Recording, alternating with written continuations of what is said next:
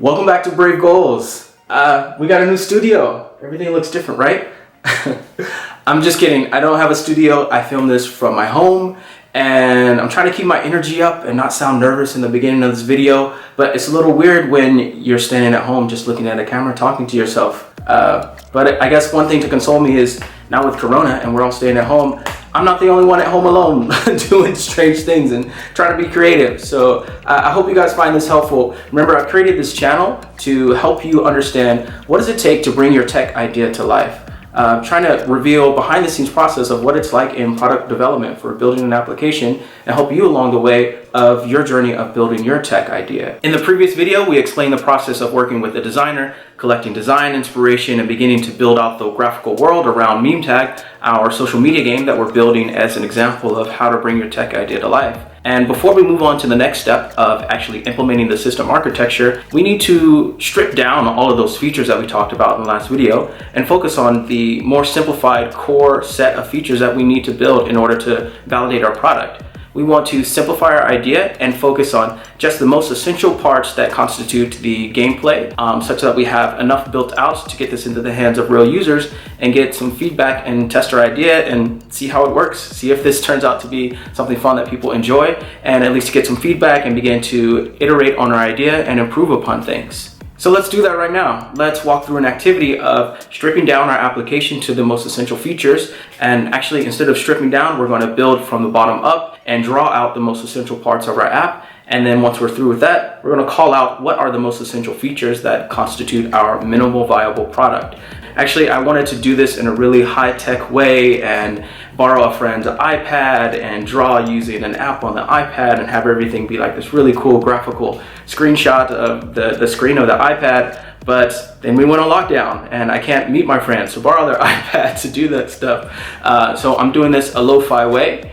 So excuse the drop in technology production that you're about to see right now, but I wanted to get back to basics and just draw things out. So let's take a look at this exercise of stripping down Meme Tag, our social media game, to its most essential features.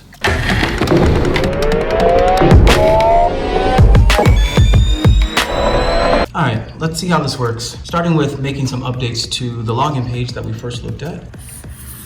So we have our initial login page, we have our logo here, and we were debating on whether or not to have some sort of login. And what we're actually going to need is like a connect to Insta. And probably helpful to also have something down here that shows you how to play, right? And then from either of these two options, we'll take you to the next screen where you'll see who you are. Maybe you're playing 3 games.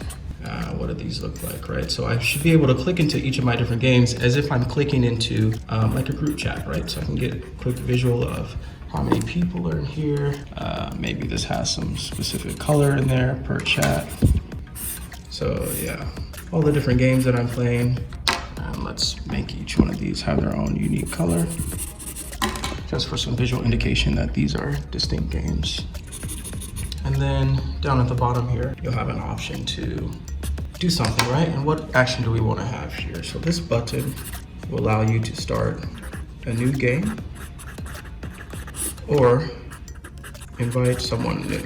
And these are our first 2 screens. And when you decide which gameplay you're going to enter, you choose one of these. And the next thing that we should see is a screen that shows all the individuals who are in that game. And perhaps there's an indication of which person is the judge. And we're going to need a call to action here to start the gameplay. And perhaps each of our contestants, let's give them a different color just to indicate that these are different individuals in the game. And we may also want to put some sort of status icon to indicate people who are active. And if they're not active, we could have some other icon. And this is going to allow us to start the gameplay. And when you start the gameplay, we should be presented with a screen that allows us to see what the challenges are. So for now, I'll just show as an example, you have the different titles that say what the challenges are, and a button that allows you to create your own challenge, a custom one.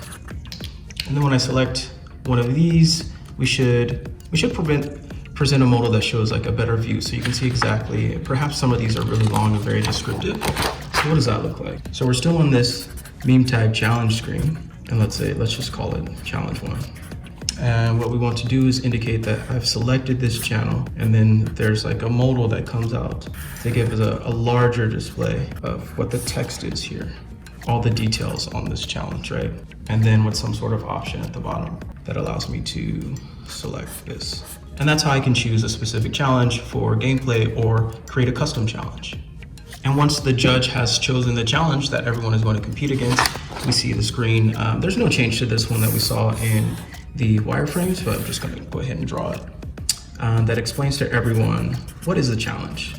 And this is a time-based screen, right? So we're going to have some sort of indication that you have a certain amount of time to view this before the gameplay starts. And with a description at the bottom that tells people, give them an option to either use their Instagram, so we want to prompt them to launch IG, or to find a photo.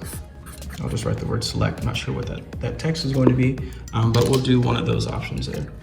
And we may also want to, once you select, let's say you choose IG, right? If I choose Instagram, I probably want to have some helpful text that shows exactly what to do to remind people that you want to comment the name of the game on the selected image that you want to respond with. So if I go to Instagram and I find some content that someone's posted, I can comment at memetag.io, and that's how I respond. Otherwise, they're going to select this option that allows them to search for a meme, like the keyboard where you search for a meme, or you can upload something that's on your phone. And that's how you would respond to the challenge, either with Instagram or you choose an option. So let's say I want to use some content from Instagram. So I tap this button, and this is what we're talking about, where you're actually going to have to switch and launch Instagram yourself, right? So if you're on an iPhone, right, let's draw my best attempt to show, this is your finger, right? You're gonna swipe up. That's me trying to indicate that that's an up action. And then this is going to be the view that shows you the different screens you have, your most recently displayed apps. So there's going to be some app right here. And then there's going to be, let's say your next selected app was Instagram. And then the first app that you see is the one that you were most recently using. In this case, that is memetag. So you would see Instagram here in your last used apps, can't remember what those icons are. And this is where you would choose Instagram, and then you would be able to tag some content inside Instagram. And after you have responded to the challenge, you would come back into the app, and the next screen that you would see would be the beginning of the carousel of the challenge responses from everyone in the game. So for each person in the game, you would see what their responses are. So let's say this person we're showing the challenge for that person right now, and here are the other people in the game. So the similar interaction where I can swipe back and forth and see whatever the challenges are here. And then after everyone has voted, right? Let's say you have to double tap to vote. The next screen that you would see would be, once everyone has voted and we know who the winner is, we would display that and show the screen, the selected image that they chose that caused them to win. And next we want to let everyone know what's the stats of the game so far after this first round. So let's say the winner wins 200 points, and then they become the judge for round 2. This is the screen that the winner would see. And then selecting start round 2 takes you back to the screen where you can see all the available challenges or create your own challenge. And these challenges might be a totally different set than what you saw before, right? Another challenge down here. And from here, the gameplay starts all over again to the rounds until at the end of 5 rounds, the person with the most points is declared the winner.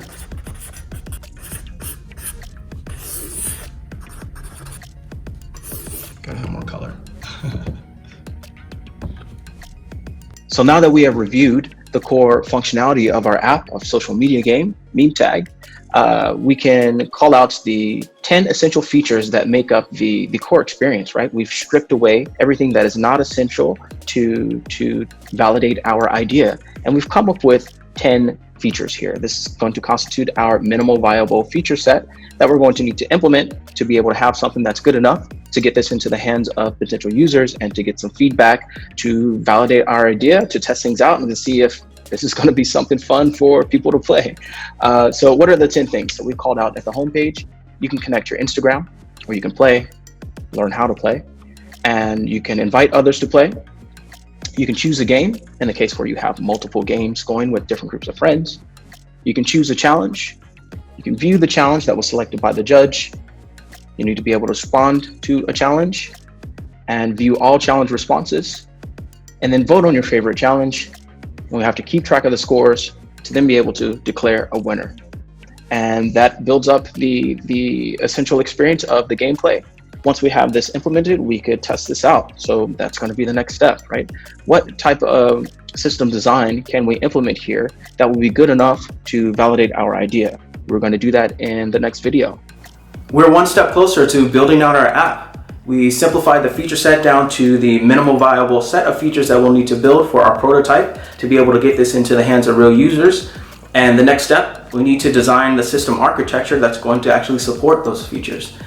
This is when you will need to collaborate with an engineer. If you're not an engineer yourself or you're not interested in building out those skill sets, this is when you'll need to find a collaborator that can help design the system architecture that you'll need to implement in order to actually have your prototype. I'm going to drop some links in the description to some places where you can find a technical collaborator that you can work with in that next step. So that's what we're going to do in the next video. I'm going to challenge myself just to do this in 10 minutes without a bunch of prep work, because I really want to emphasize that you don't have to start with perfection, right? Things are not going to be perfect in the beginning, and you don't want to let that stop you from making progress. We want to start layer by layer, increasing the quality and complexity of what we're building step by step to eventually end up with a fully fleshed out product. That's what we're doing here. That's a major thing in product development, right? You make iterative improvements on what you're doing. You don't just sit in the lab and close the door and 9 months later come out with a finished product, right? You want to slowly make enhancements and build upon things layer by layer, and have a deliverable at the end of each stage. Similar to what we're doing here in Brave Roles, where we have a deliverable of these videos to emphasize each step along the process of bringing your tech idea to life.